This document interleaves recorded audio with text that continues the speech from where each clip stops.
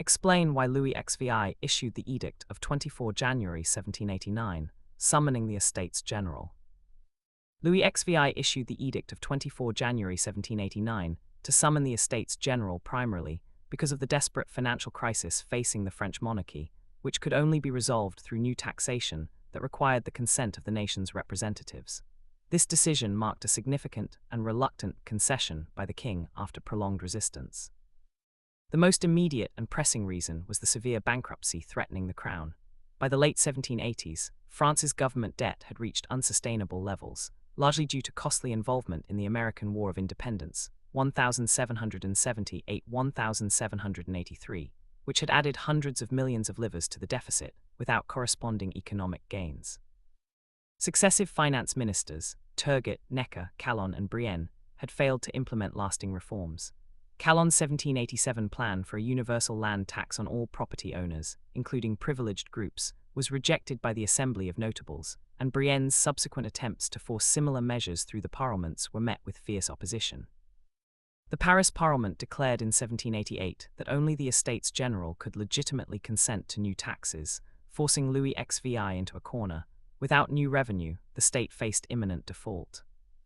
A second important factor was the political deadlock with the parlements during the 1787–1788 crisis. The parlements refused to register royal edicts imposing taxes or loans, using their authority to block reform, while presenting themselves as defenders of the nation against despotism. This standoff paralyzed government finance and administration. By August 1788, Brienne was dismissed, the treasury was effectively empty, and the king had no choice but to recall Necker and announce the convocation of the Estates General, initially set for 1 May 1789. The 24 January edict formalized this decision by laying down detailed regulations for the election of deputies and calling for cahiers de doléances, lists of grievances, to be drawn up, signaling the king's intention to seek broad consultation. A third, related reason was the hope of restoring public confidence and legitimacy to the monarchy.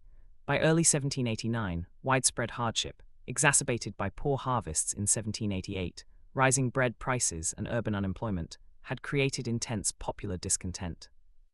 Louis XVI and Necker believed that summoning the Estates General, the traditional voice of the nation, would demonstrate the king's willingness to listen, allow grievances to be aired, and secure consent for emergency taxation, thereby stabilizing the regime. The edict itself referred to the need for the concourse of our faithful subjects to overcome financial difficulties and promote general prosperity. In conclusion, Louis XVI issued the Edict of 24 January 1789 as a last resort to address an acute fiscal emergency that no other institution could resolve, following the failure of reform attempts and the Parliament's insistence on the Estates General's authority over taxation. While intended as a limited measure to raise revenue and restore confidence, it inadvertently opened the door to far broader demands for political change.